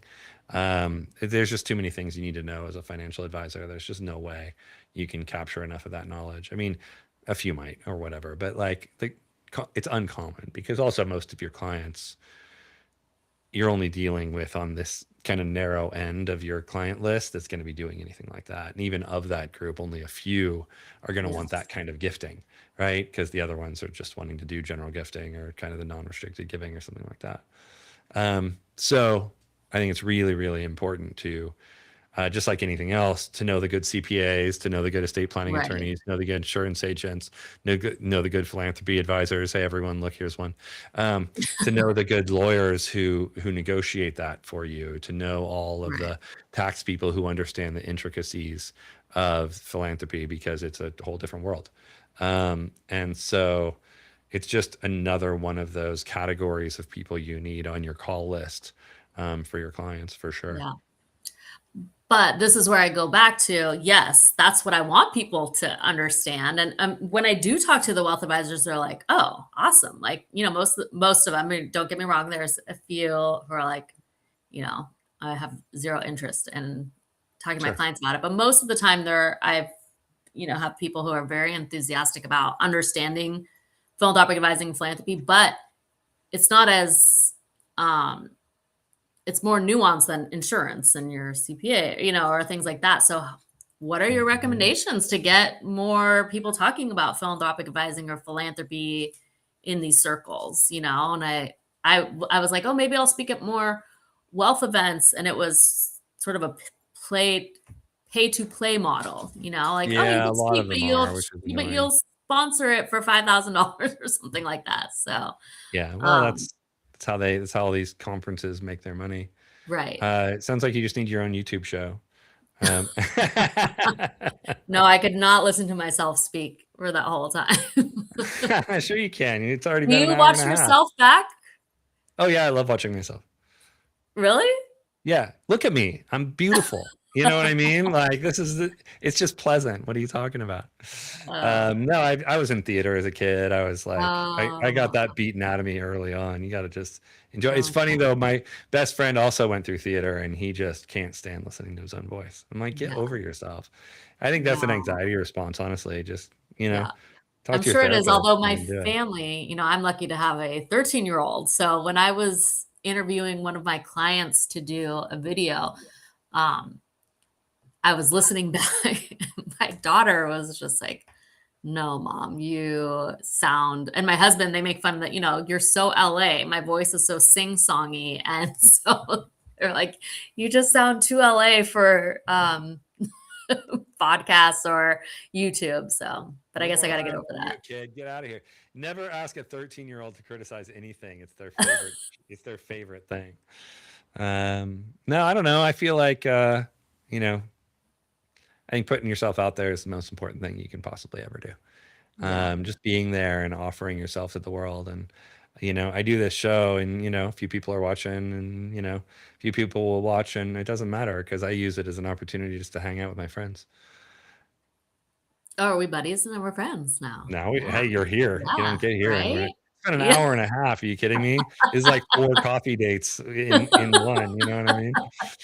Yes, Come by, I come didn't up and think. hang out in my field in Washington at our meadow house. Oh, It's I'm amazing. that's gonna be on that's on the list after I We get have a back. pregnant mama deer who comes and visits our house every day, so there's gonna be a little baby deer any day now. Oh, that's so sweet. Well, are you protecting it, making sure there's no fox or I guess Oh, there's probably fox there too. I'm sure there's coyote. yeah. I'm not sure if I haven't seen any bear scat, so I don't know. Oh The wild gosh. turkeys are also very friendly. They'll just run up to you and ask you for snacks. Oh, are they friendly? Over here, our wild turkeys are very mean. They will jump on your car and nip at your wheels and will not let you move. They're Yeah, like, no. when we went for the home inspection, that's just an aside so everyone can hear about my house. We went up there for a home inspection. We went for a little walk around the property and we got to the end of the property and we're coming down the little path toward the little road on the other side of our property. And I turn the corner and I see in the distance these 2 wild turkeys. And I'm like, Jen, shh. And to my wife, like, don't scare them away. And I look over and I'm like sneaking over and I get my camera out and I'm filming them. And then all of a sudden they both look up and they're like, boom, and they look at me and I'm like, oh no, they're going to run away. And they both start running over toward me. And I'm like, what's happening? And they just ran over and sat right next to my foot, just sat down. And we're like, what's Oh, up? And they're just hanging. And then we started walking away and they just started following us. So we had these turkeys follow us around for a little oh while. my God, that's hilarious. Then They some were other like, welcome to people, the neighborhood. I want to welcome check to you out. neighborhood, you got any drugs? Like, hey, we're Do we like they were you? I hilarious. don't know. Yeah, no, they were very interested in whatever snacks we might Yeah. have in our pockets. Yeah, Well, they and were then they're going to start hilarious. squatting on your roof too. Yeah. And our That's, deer are also very friendly. We got to about 4 feet and then we're like, you know what? We don't want to harass them. yeah. But we could probably have reached out and pet the deer. It was pretty crazy.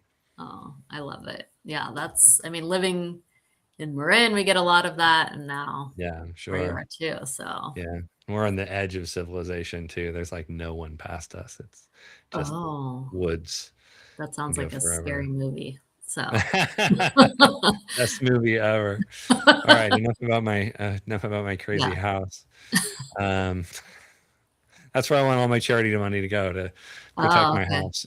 20 acres, put a wall around it. And, Make a little co-op, exactly. and Yeah, just all the like, people that need a place to live can come and yeah. build What are little they? forest houses and The dress up little like fairies houses. all the time. Yeah, just Yeah, little I tiny mean, houses. I honestly I've seen people talk about it lately of like their little A well, little also people circle. who just like want to get away from, the grid or whatever Yeah. and do all that. That's like in my head something I would think about, but everyone that would know me would be like, Jamie, you could not live off the grid. So, It's not that hard. We're almost off grid. We're connected to electricity, but that's it. Everything else is we have our own well, we have our own septic, we have our own everything. um, So I could put in enough of a solar system, I'm sure, to get us off grid. But I'm also fine just connecting to the electric box yeah. and internet. We have internet, so that's good. When it was COVID in 2020, we were all talking about like our family, like moving to a farm and what everyone would do. And everyone's like, I don't know what Jamie's going to do. Like, she's not milking the cow. So I was like, well, I could run the business in the back. I mean, I do have my MBA. I haven't used it in a while in that way, but sure. Honestly, you'd end up as the cow milker. You drop in so fast. Like I'm here in LA and I don't even want to fix my squeaky hinges, right? I go up there and I'm running cable and I'm digging ditches and I'm Yeah. like, it's just a whole different world when Yeah. it's, when it feels a different way, when it's Yeah. yours and it's, kind of creating the life you want to create, which Yeah. is honestly like, part of, kind of bringing it back into philanthropy, like that experience I have going to that house and living in a place that is inspirational and Mhm. inspires me to behave a different way in my life, Mm. right? We have to recognize when we're dealing with people's core values that core values don't necessarily change, but the reactions to the core values and how they show up in your life is situational, right? How you care about Evolving. people Yeah. changes depending on where you are. Yeah. And you're going to help people in a different way when you're in a downtown in a city than you are when you're in some big rural area on 20 acres or whatever. Yeah. And the way you kind of respond to the world is going to change, and the way you see the world is going to change. Um, and I think, and as you age, those your core values aren't necessarily going to change. You care about the same things, but you care about them in a different way. And what you think is important and how to fix them will change in a different way. Certainly, Yeah. if you ask me in my 30s and in my 40s and now I'm in my 50s, like how my reactions to the world have shifted, and what I found was important to fight about Mhm. and what was not important to fight about, and how I approach those aspects of, you know, where I want to take a stand and how I take a stand Yeah. are very different now than they were in the past. And I think one of the ways we really make mistakes with clients is assuming that what they think they care about today will show up the same way 10 years from now and 10 years after that, Right. right? Traveling becomes different. How they work with their kids becomes different when Yeah. their kids are adults versus little kids. How they, being in the city versus not being in the city becomes very different as they Yeah. age. So, like, Health, like understanding all that. these health aspects that might come up and thinking. Absolutely. Yeah. I mean, that's a big one. But like, if you think about all the things, like, if you just put yourself back to when you're 30, just in your mind, imagine yourself at 30, right? And imagine some of those things you felt were really important. I want you now to just let yourself feel the absolute embarrassment about some of those things you believed when you were 30. You're not fundamentally a different person now, right? But if you think back, so for me, I'm 52, so that's 22 years ago. And I think Yeah. about, oh my God, some of that Totally. stuff, like as the kids today would say, is so cringe, right? I don't even know if they probably don't even say that anymore. They're like, it's so cringe that you say cringe, right? So, but like looking Totally. back to what I cared about, and I'm just like, oh my God, so unimportant. I can't believe I Yes. made such a big deal about that. You know what I mean? Why Yeah. was that so important to me? That little aspect. I understand the core behind it and the unfairness and the desire for justice. And then, but looking at the thing itself, looking at it now, I'm like, so embarrassing. Now Yes. you just got to imagine then 22 years from now, when I'm 74, looking back at what I thought was important at 52 is Totally. going to be just as embarrassing. And everyone assumes that how they feel now will continue forever. Yeah. And I You're think exactly right. Yeah. it's true in financial planning. It's true in every aspect of your life. But as you think about the kinds of things that you're putting into your actual legal documents in your estate Yeah. plan, right? And you're locking certain things in because of what you care about when you're 52, you're going to think it's dumb later. Yeah. And so there is a degree to like making sure we understand the long view and the complexity of aging and how things change for us as we age, that ends up being that building in a level of flexibility to that so it can change and it can evolve as you age, um, is pretty important for people to Yeah, I always understand. talk about that too. It's like we can build a strategy, in the first year, but it's probably going to evolve as the years to come. And, your grandchild maybe has like a neurodiversity and you want to support that or something, or you want to, there's a flood in your old neighborhood, whatever it may be, and, divorce and death and all of that. I mean, it totally evolves. And when I was 30, I never would think that I was going to be almost 50 with a 13-year-old who just went to a party this weekend. Like, no, like I was like that wouldn't have even crossed my mind. Not Yeah. on my bingo card for sure. Definitely not. So, yeah, you have to, Definitely I'm not. sure it's even harder for financial, planners to think like all the different scenarios or what life can bring to people that I'm sure you've seen a lot of. Yeah. Everyone assumes, well, I'm just going to spend whatever I'm spending today is how much I'm going to spend the rest of my life. right? Which is such an easy and obvious assumption. And there's some things that are obvious that then the financial advisor is like, well, healthcare is going to go up. And once you're 80, travel is going to go down. And there's some obvious rules of thumb that just as we age, that changes. But like, it's not just that, right? It's so much more about what you actually care about and find important that you're not going to spend on. It's not about like, oh, you're going to have more healthcare costs. It's like, oh no, you might buy a bunch of tractors, right? And if you told me that I'd be watching YouTube videos about tractors 10 years ago, I would have thought you were absolutely nonsense, that tractors were not in my life.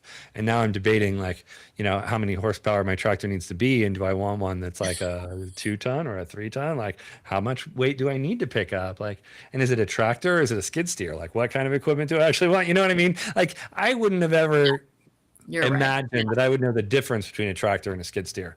Yes, I don't. I've never heard of that word before. So. Right. And now I'm lusting after them on YouTube constantly. You know what I mean? I'm just like watching reviews of these things that I'm like, who knew that that would be important to me?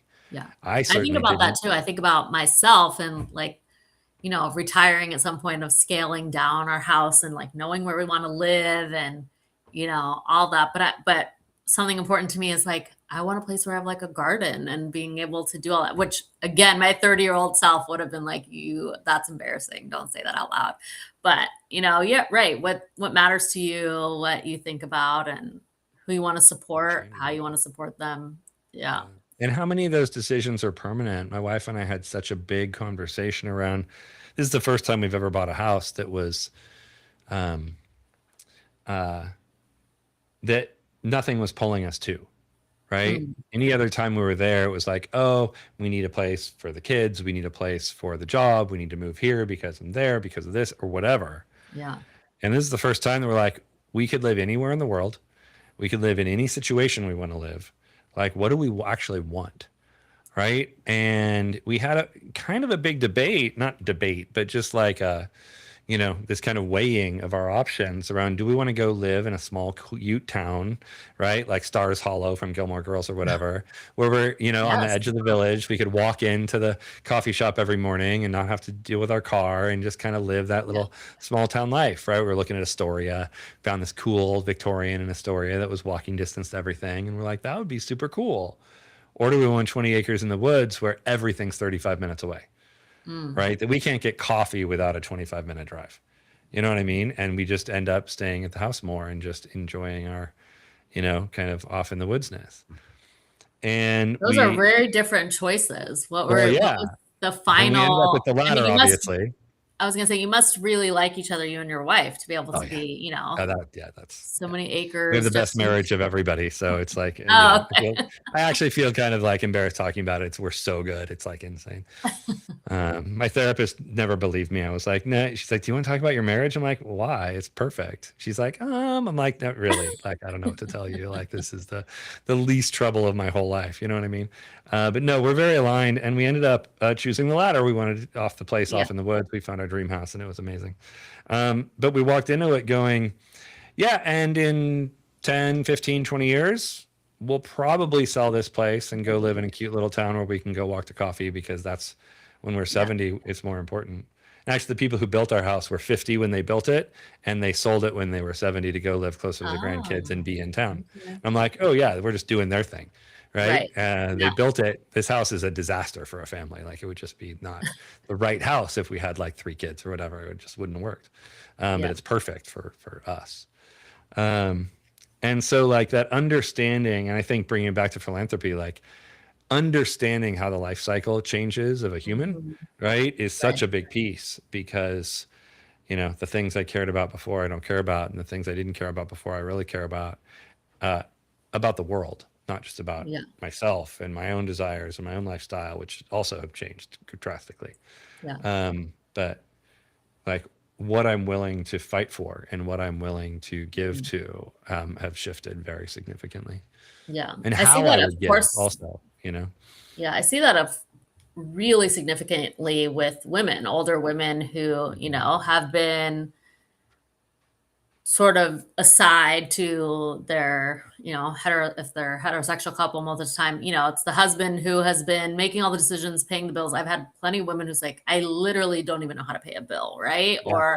And it's like, I've seen so many women have this transition for good or bad. I mean, I think eventually it's good, but it's really difficult at first, and wanting even an advisor to talk to, because they've never really had a relationship with the advisor. So I'm glad that most of those are coming through. But yes, like I see all these significant changes, especially with women going through. Oh yeah.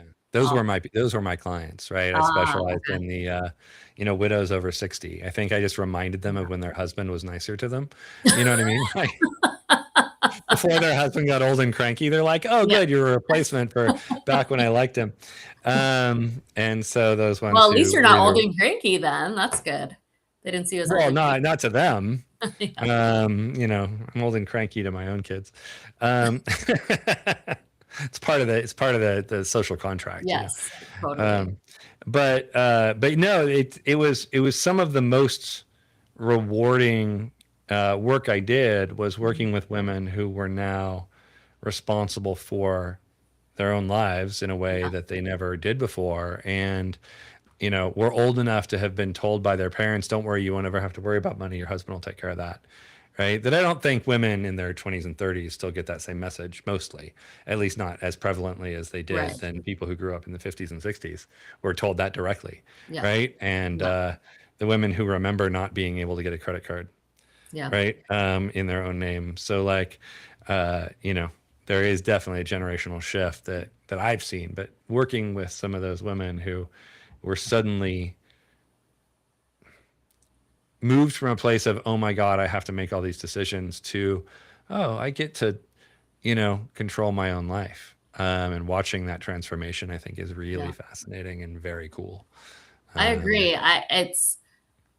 I'm in a lot of different women's spaces, women donor spaces, and sometimes I hear the hesitation, like, oh, it was literally a conversation about impact investing, and someone said, well, I don't know if I can, what my financial advisor will say if I ask them that. Like, no, no, no, you're the CEO of your own money, like you get yeah. to choose, and so Mhm. it's like having that realization, like, that's, yes, I do get to Oh, choose, I'm and in I get to, charge, actually. like, Cool. yeah, Yeah. do what I want and Amazing. make these decisions on my own or with support, whatever it may be. But yeah, Hmm. I love working with women who are discovering that and discovering, new ways to think and give. I just wish there was more of the financial literacy piece early on, right? And because I don't think a lot of us get it. Even, a lot of even women my age, when we're talking about that, like, we weren't brought up that way. Yeah. So, Well, I mean, I think largely the same is true of men. Like, most of us don't get any sort of financial education. And it's just that the societal expectations are so different for men. It's like, well, you better figure it out. And so yeah. you get a lot of, like, when I Mhm. would work with men, which was uncommon, I got a lot of posturing. I got a lot of pretending to know the answer. You know what I Mhm. mean? Mm. And that's their kind of dark side, right? And the dark side of working with women is they surrender, right? And they're like, I know I don't need to know that sort of stuff. Just tell me what the right answer is, right? Mm. And they don't want to dive in, and the men are unwilling to let go, and the women are unwilling to grab, like in Mhm. the those dark moments, right, Yeah. in the shadow side, you know what I mean? It's the same thing, right, just coming from such a different societal expectation. But as soon as you can crack either of them, and see the realizations happen and see the actual growth happen, it's pretty Yeah. amazing. Yeah. Yeah. I love being in those spaces together and women meeting other women and being able to talk about, like, well, what are you doing? Or how are you doing it? Or, well, what are you thinking about investing? And there's so many good conversations right now. So I'm glad that they're, happening, and people feel more agency in those, Yeah. women are feeling more Mhm. agency in those conversations. So Absolutely. And yeah. more power, right? And Yeah. willing to accept it as power, which I think is extremely exciting when people recognize their own power, Yes. and realize that they can flex and they can decide and they can influence and they can demand things that they didn't think that they were allowed to. I find that extremely fun. Yeah. I love when people get a little, like, uppity.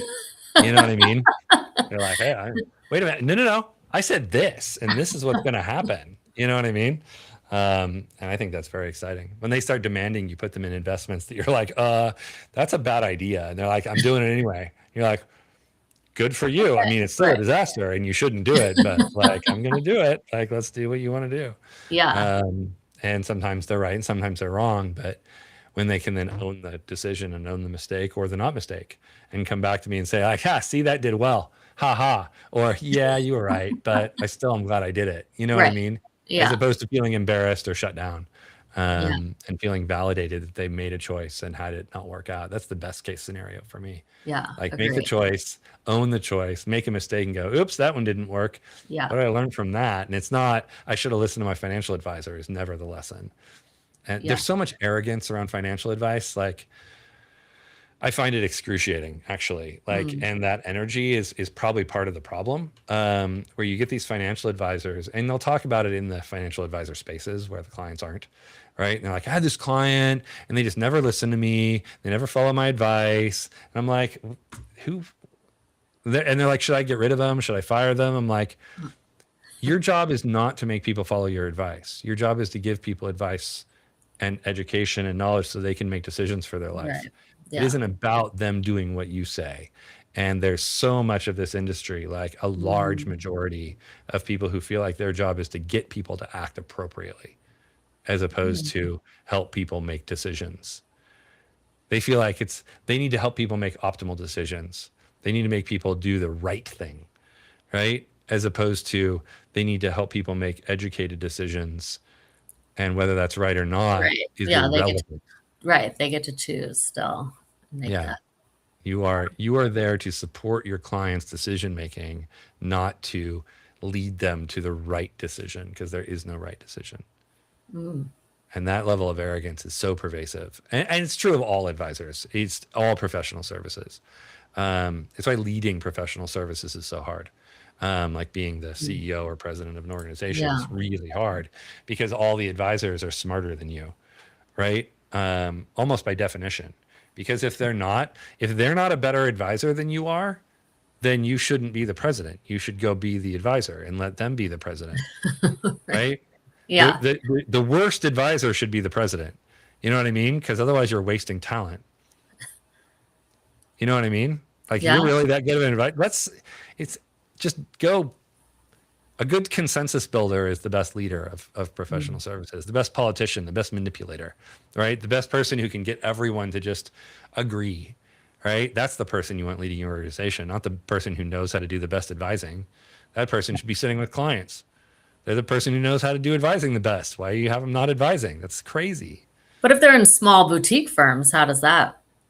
I mean, they're one and the same, right? Well, if it's one person, you're not really leading, right? Yeah. You know, so, but if you have like more than 10 advisors, one of you has to lead. Pick the person who sucks at advice most. Honestly, like at least then you're not taking your star off the field, right? Your coach of the football team should not be the person who plays football best. You know, because they're not playing football if they're coaching. You want them to play. Like get out there, score some sports goals or whatever. You know what I mean? Right. Like it's not. It's just that's how it should be. And so, but that arrogance of like, well, I know how to invest best, so everyone should listen to me, is the kind of arrogance that is required to give people advice. You can't give people advice with confidence if you're not super arrogant, right? You know what I mean? Because I guess I've never thought about this. You know what, you have to put something on. You have to make people believe that you're right. You have to come in and say, this is the advice, I've done the analysis, and this is what you should do. You need to do that with enough confidence that you're not questioning yourself. Because if you're questioning yourself, then they're like, well, why am I listening to you? Right? I need you to know the answer. Right? But that leads to that energy of like, well, I know better than you. And that is where it breaks. But being able to find that balance of, yes, I know more stuff than you, but you're the most important person. And you have to I'm here to help you find the decision that works for you in a way where you don't understand you don't understand what's around, right? You don't understand the dangers, right? If you're like looking for a wilderness guide, like you're not looking for, you need to find someone who knows where the bears are, right? But it's still up to you how close you get to the bears, right? You might be there to photograph bears and you might be really scared of bears.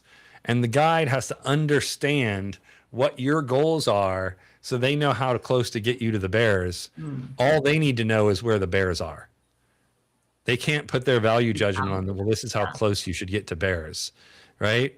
Unless it's a safety issue where they're I was like, going to say, "That's well, too I close think to they the- could. that's too close," right? Yeah. But there's a long distance between what's too close and what is normal stay away from bears energy. Because normal stays away from bears energy is really far, right? But if you want to photograph bears, then there's a balance between you're going to get eaten by a bear and getting to photograph bears. But if you don't get close enough, you'll never get the photograph of a bear, and then your life isn't as rich because that's what you're there for. You're there for bears. You really want to see the bears. Also knowing what kind of bears they are and knowing that those bears are okay to get that close to and those bears are not. And being able to give that person the information so they can take the educated risk on how close they want to get to the bears. But you better have good insurance if you're going to do that.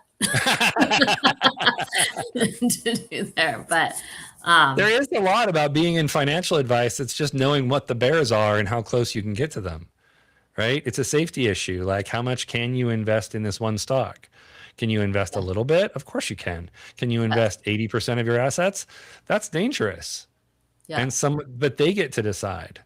Yes, that's what we've had these conversations with a lot of women in when they're talking about that too. It's like we're, I know we have different maybe thoughts on impact investing, but they were, really interested in it. And they're like, well, how do I do it? And where do I start? And it's like, you can start with a very small percentage of your portfolio and trying it, seeing if you like it. And, and again, you're in control of that. The advice is probably not going to do, just like you said, not 80% of that, but it doesn't mean you can't start with something, especially if you're really interested in what that investment's going to look like or what you hope that outcome is going to be. Yeah, absolutely. There's so many reasons to do all this stuff, but at the end of the day, it's about what makes you feel good about your life and feel like your life is the richest, most well-lived life that you can have. And when we lose track of that as financial advisors or philanthropic consultants or anyone else, like, we've lost the thread, right? You gotta hold on to this idea that our job is to make people's life richer. Yeah. Well, and money can just be a tool, right? For some of obviously this impact you want to have and how to make your life richer, not talking about money, but in general, and being, happy and healthy and figuring out what matters most. Yeah. We all know we all know, at least intellectually, if not in our body, that money is useless. That money is just a coupon that you use to get stuff, and it doesn't actually do anything for you, right? It's just like, I don't know if you're old enough to remember the e-tickets at Disneyland. You wanted the e-ticket because that was the thing that got you on the best rides. Back in the day before they charged admission, you got a little coupon book, right? And the e-tickets got you on Mr. Toad's Wild Ride, and the e-tickets got you on Space Mountain. And so the e-tickets were better than the a-ticket, but it's all just a coupon for going on the ride. If you went home with your tickets, what a waste. Oh, right. Yeah. Right? You got to use all your tokens, use all your coupons, and you got to use all your money for the things you want to use it for. If you just let it sit there, that's a thing you didn't get to experience or didn't get to do or didn't get to, richly, have in your life. Yeah. So if you want to talk about enoughness, like, die with your last dollar is how you have the richest life. Period. Right? Give your kids the money before you die. Give it to charity before you die. Find that way to, if I had perfect knowledge of when I would die, I'd die with the last dollar, spending it on my death. That'd be the skydiving trip that I'm like, okay, let's go. I'm dying tomorrow, so I'm going to make it today instead. Let's go. Whoops, parachute didn't work. Hey, find the way down. You know what I mean? Like, spend your last dollar on that. Don't waste your money on because all that's so meaningful, right? Like being able to give and see your kids thrive, or your grandkids, whatever it may be, thrive, and being able to give now and have an impact and see the impact of your giving while you're Yeah, alive and seeing all exactly. That's that way is more like, fun. yeah. And that's what Put I it in want your people to will. see philanthropy as meaningful and joyful. So many times when clients come to me, they're overwhelmed and they're like analysis paralysis. This is, I don't even know what to do. As a, it's like, no, no, no. This is where you should be like the best part of your day. Is talking about philanthropy and impact, social impact, and Yeah. giving. Let's have some fun. This is the Yeah. literal funnest part, Yeah. That's right? what I always say. Like this should be You know, joyful. You should not absolutely. be stressful. Yeah, go Yeah. watch Brewster's Millions back from the 80s with Richard Pryor. What a it's a fun Oh, he gets like, I don't know, 50 million bucks or whatever that he has to give away over a course of a month. He has to, at the end of the month or whatever it is, he has to have no money. And if he oh, does, then he gets like $500 million. And if he doesn't, then he gets nothing. Like, what would you do if you had to not have $50 yeah. million? There were some rules around it, but fun old movie. It probably does Oh, not. I don't does know it age how. well? I don't know. Some of those movies you watch and you're like, Yes, oops, right? yeah. Richard Yeah, Pryor movies might or might not age well. yeah, I was wondering that, Yeah, but there's a few of those that don't age well. Ferris Bueller's Day Off, however, ages great, so you can feel free to watch that with your oh, kids. yeah, that is a good one. Yeah, my Yes. kids told me, by the way, that Heathers is not an appropriate thing for 13-year-olds, just so you know. Oh, okay. Yeah, You should wait till later. My 13-year-old told me this is not an appropriate movie for 13-year-olds. Oh, well, I'm glad that you got the Now you direct know. advice. Yeah, we tried a Mean Girls Heathers marathon, and Mean Girls is fine for a 13-year-old. Really? Heathers, I would yeah, not. Heathers apparently not. Oh, Mean Girls does not seem appropriate for mine, but Then Heathers definitely isn't. okay, good to know. Good to know. I had hippie parents. I don't really know what's appropriate for children. Oh, They yes. didn't care. Listen, this is just like everything in life. You're figuring it out as you go, right? And when we were Exactly. 30, we weren't thinking about it. Now, like trying to Yeah. figure it all out day by day. Yep. Like I They'll let you just, know. They'll tell you if it's not appropriate. yes, yes, I know. I get that too. So, yes, as the wind blows, that's what happens. But All right. Well, we have been going for a couple hours here, yeah, and I speaking of think that, I have to go pick her up very maybe soon. we'll go So, pick up your daughter. Well, thank you so much for coming yeah, and hanging out for a couple hours. Can't wait to see you up in Portland. And if anyone's looking for a fantastic philanthropic advisor to help you with your clients, you know who to call. And you're easy enough to find on LinkedIn and everywhere else, I imagine. So, oh, and yes. look, your website's right Oh, there. look there. Right That's there. so Look at that. nice. Thanks, Dylan. Um, Magic. You said we you have my did say you're the producer, Dylan. wizard, right? So That's yes. usually how I portray myself. I don't have all my wizardly stuff. I got my staff Yeah. back there, but that's all you got. Oh, Um, okay. Is well, that a thank you gavel again. back there? Yeah, that was my father's judge's gavel. Oh, that's So cool. that's a fun one. Everything behind me has some meaning or other in my Yeah. life. I spent a lot of time building this wall that now I'm going to have to disassemble and try and figure out what I have at my new place. So I was gonna say, um, well, when I come up, I'll discover what's there. all the new stuff. Yeah. Well, thank you for coming and Thank chatting with you. us. And people will be watching this later, and some of them watched it now. Didn't get a whole lot of live questions, but that happens. Thank you so much. I appreciate you. you. And bye, everyone. Thanks for listening. Bye.